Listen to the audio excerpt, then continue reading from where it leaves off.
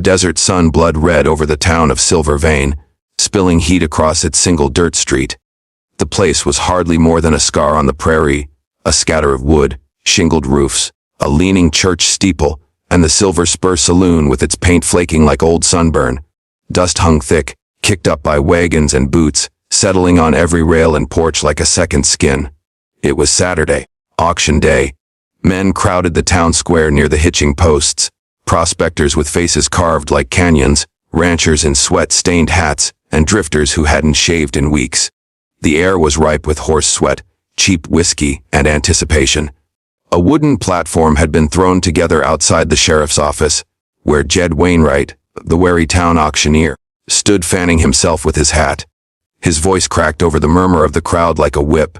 Next up, a fine chestnut gelding, 5 years old, strong back, eats less than your cousin Earl. Who'll give me $50 to start? A handful of hands shot up. Bidding rippled like a prairie fire. The clink of coins, the haulers, the scent of leather and dust, all of it mixed into the thick hum of frontier business. But it wasn't the horse that would be remembered that day. It was her. From the shadows near the sheriff's steps, a woman pushed forward. Her dress was plain calico torn at the hem, dust streaked across her cheeks, but her eyes, Lord, those eyes, were sharp as broken glass. Her hair, once pinned, had fallen loose in dark strands, and she carried herself not like the beaten, down saloon girls some of the men recognized, but with a desperate boldness that made the crowd hush. She climbed half onto the platform, ignoring Jed's sputtering protest. And then, with a voice raw but steady, she cried out, "Don't buy the horse!" The words cracked across the square. Heads turned. A cowboy froze mid-spit, letting the tobacco dribble onto his boot. Her gaze swept over the crowd, past the ranch hands, the gamblers, the half-drunk miners, until it landed on a man leaning against the coral rail. A tall figure, dust on his duster, a black hat pulled low to shadow his eyes. His hands were caroused, veins like rope. A man who stood apart from the clamor, as though he weren't bidding, just watching. His name was Ethan Colt, and the woman's next words pinned him like a bullet. "Buy me, rancher," she cried. "I'll be yours forever." The crowd stirs for a heartbeat. Silence reigned. Then came the laughter, harsh, barking, mean. "Hell, she's lost her mind," a prospector shouted, slapping his knee. "Marshall ought to lock her up." Another sneered. A drunk hollered, "How much for the gal? Does she cook or just scream?" The sheriff, Tom Harlan, pushed through, face red as the desert clay. He grabbed the woman's arm. "Clara, stop this nonsense.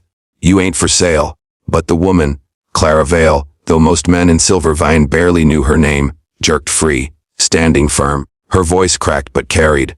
"You sell horses, cattle, land. Men gamble away their boots in the saloon. Why not me? I've got nowhere left. No kin. No home. Take me, rancher." Her eyes burned into Ethan's. "Take me, and I'll serve you better than any beast of burden." The crowd howled again, but underneath it was something sharper. Interest.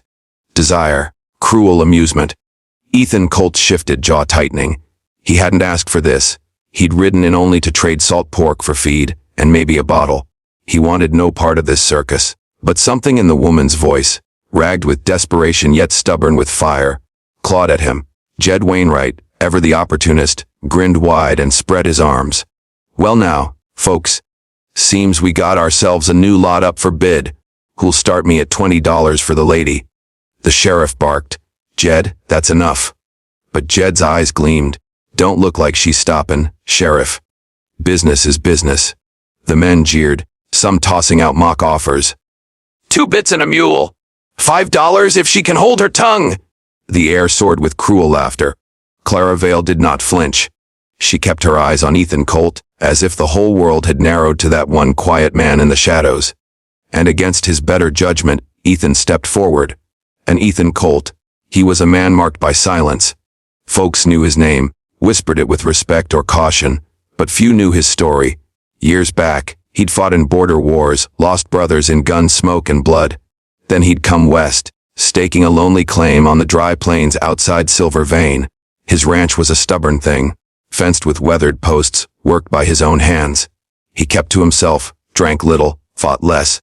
But when pressed, his Colt revolver spoke truer than most men's words. And now this woman had dragged him into the center of every eye. He stopped at the edge of the platform, shadow falling over Clara. His voice, when it came, was low, steady. "You don't know what you're asking, miss." Her chin lifted. "I know exactly. A horse gets a bed of hay, a roof, and feed. I ask no more. Only, don't leave me to the streets." Her words dug deeper than he cared to admit.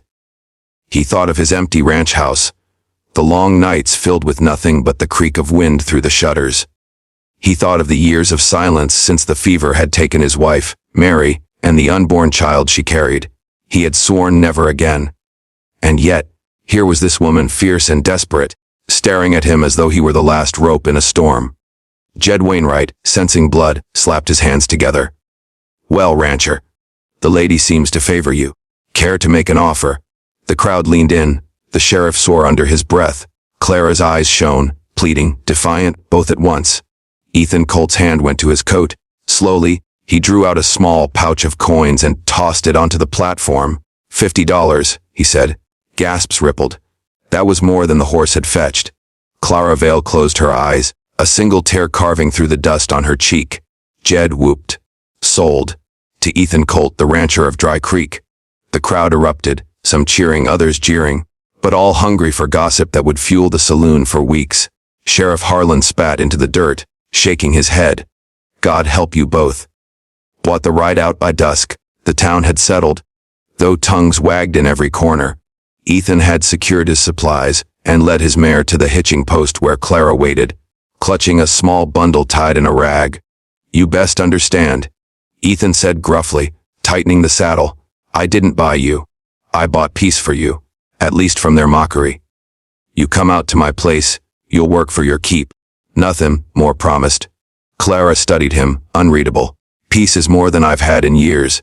He mounted, offered her a hand. She swung up behind him, settling against his back with a shiver he pretended not to feel.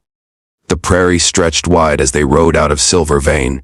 The horizon burned orange, the messes rising like old gods in the distance. Coyotes yipped as shadows lengthened, and the air cooled to a dry whisper. Ethan said little. Clara held tighter than she meant to. Each mile put the town behind them, but ahead, the wilderness waited, vast and unforgiving. She glanced at the man whose name was now bound to hers, rancher, widow-maker, ghost-haunted, and she thought, what have I done? Midnight riders. They reached Ethan's ranch near midnight, the moon silver over the dry creek bed. The house was simple. 2 rooms, a porch sagging with age, corals stretching toward the dark hills. Clara moved silently, eyes wide at the emptiness. She placed her bundle on the floor, looking small in the shadow of the rancher's life. Ethan gave her a bedroll, pointed to the corner. "You sleep there. We'll sort work in the morning." She nodded, wary but still proud. But before dawn's first light, trouble came. The sound of hooves shattered the silence. Dozens of them, thundering down the draw. Then the crack of rifles. Ethan was on his feet in a breath, revolver in hand. Clara scrambled, fear flashing in her eyes. Masked riders swarmed the ranch yard, torches blazing. Their leader's voice boomed, "Bring out the woman, Colt." "She ain't yours to keep," Clara gasped, paling. Ethan turned to her, fury and suspicion flaring. "What devilry have you brought to my door, woman?" The night burned with firelight as outlaws circled the ranch, and Clara Vale's secret, whatever it was, threatened to consume them both. The night was alive with fire. Torches hissed in the wind, casting wild shadows across Ethan Colt's ranch. Hooves tore at the earth, the ground trembling beneath the weight of riders. Outlaws in kerchief masks circled the yard like wolves around a penned calf. Ethan stood in the doorway, revolver steady, his eyes fixed on the leader, broad-shouldered, coat flapping, a black hat pulled low. The man's voice carried like a whip. "Bring her out, Colt. She ain't yours. She belongs to me." Clara Vale froze behind Ethan, hands pressed to her mouth.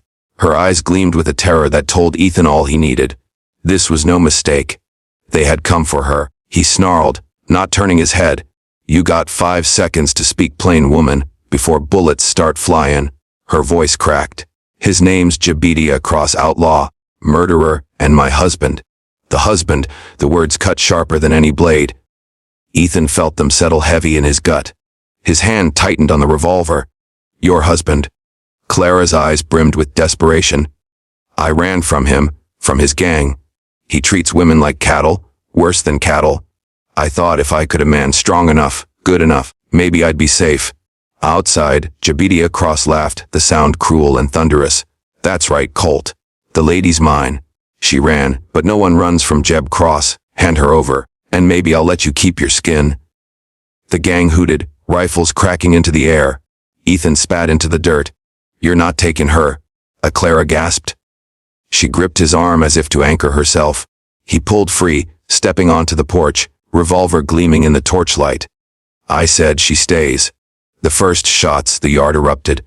Gunfire shattered the night, splinters flying from porch beams. Ethan dropped behind a post, firing into the darkness. One rider pitched sideways, hoarse screaming. Clara ducked, clutching the doorframe, her scream drowned by the roar of guns. Jeb Cross bellowed, "Burn it down." Torches sailed through the air, crashing onto the roof, into the hay by the corral. Flames licked upward, smoke thickening. Horses shrieked in panic. Ethan grabbed Clara by the wrist, yanking her into the house. Back door. Now. They bolted through the kitchen, out into the dry creek bed. Bullets whined past, kicking up dust. Clara stumbled, but Ethan dragged her up, driving them toward the dark hills beyond. Behind them, the ranch roared with fire. Everything Ethan had built, the fences, the barn, the house, it all burned, and he knew there'd be no turning back. The trail through hell, they rode double on his mare, cutting through canyons where moonlight painted the rocks pale and cruel. Clara clung to him, silent but trembling, while Ethan's jaw set like stone. By dawn, smoke still smudged the horizon where his ranch had stood. He reined in on a bluff, scanning the endless prairie. "They'll track us," he said flatly. Clara lowered her head. "I'm sorry. I didn't mean." He cut her off. "Mean or not, you brought hell to my door. You should have told me the truth." Tears shone in her eyes. "Would you have taken me, if you'd known?" Ethan didn't answer. His silence was louder than any words. But then he looked at her. Dust in her hair, firelight still haunting her face, and he saw not just trouble, but a woman who had chosen to defy a monster. And for reasons he didn't understand, he couldn't cast her off. "We ride for town," he said at last. "Silver Vane's got a sheriff, and maybe enough guns to stand against Cross." Sheriffs stand. By noon they staggered into Silver Vane, exhausted and grim. The town buzzed with alarm as word spread. Ethan Colt's ranch had burned. Cross and his gang were near. Sheriff Tom Harlan met them outside the saloon, eyes hard. "Hellfire, Ethan. Half the town's talking. You bringin' war to our doorstep." Ethan swung down, hauling Clara with him. War was comin', whether I brought her or not. Cross is on his way. Clara stepped forward, voice shaking but clear. "Please. He won't stop. Not until I'm dead or back in his chains." The sheriff studied her, then Ethan. He spat into the dust. "All right, we'll make our stand. But if this goes bad, Colt, it's on your head." Word spread quick. Ranchers, miners, gamblers. They gathered rifles, boarded windows, poured sand in the street for cover. The town braced itself like a cornered beast, and at the heart of it all stood Ethan Colt, revolver at his side, Clara Vale at his shoulder. The duel. High noon came, the sun merciless overhead. The street was empty but for drifting tumbleweed and the echo of boots. Doors slammed shut, curtains drawn. From the far end of town rode Jebedia Cross and 20 men, their horses pounding like thunder. Cross dismounted slow, swagger heavy, his hand resting on the grip of his pistol. His eyes burned with hunger as he looked at Clara. "Last chance, Colt. Step aside. She's mine." Ethan stepped into the street, dust swirling around his boots. "She's nobody's but her own. You want her, you'll have to go through me." The silence was thick as tar. Cross grinned, wolfish. "So be it." But his hand flashed to his gun, but Ethan was faster. The Colt roared once, twice. Cross staggered, a red bloom spreading across his chest. His pistol clattered to the dirt. The gang wavered, stunned. Some raised rifles, then the town erupted. Shots cracked from windows, from rooftops. Cross's men fell screaming, horses bolting. The survivors fled in a storm of hooves, leaving their leader gasping in the dust. Jeb Cross lifted his head one last time, eyes burning with hate. "She'll never be yours." Then he was still. Ashes and dawn, the smoke cleared. Bodies littered the street. Silver Vane was scarred, but it still stood. Ethan holstered his revolver, breath heavy. Clara rushed to him, tears streaking her face. You saved me. You saved us all. He shook his head. I just did what had to be done. But when her hands touched his, when her eyes, soft now, no longer desperate, met his, he felt something stir in the hollow place inside him. Something he'd thought long dead. The sheriff approached, tipping his hat. Town owes you, Colt. And maybe it owes her, too. Ethan glanced at Clara. Her future was as uncertain as the desert sky. But one thing was clear. She would not face it alone. He nodded once firm. Reckon I've got room at my ranch to start again. If she wants it. Clara's smile was small, but it shone like sunrise. More than anything. They turned toward the horizon, where the land stretched endless, harsh and beautiful. Behind them lay ashes. Ahead, a chance however fragile. And in the Wild West, that was all a soul could ask for.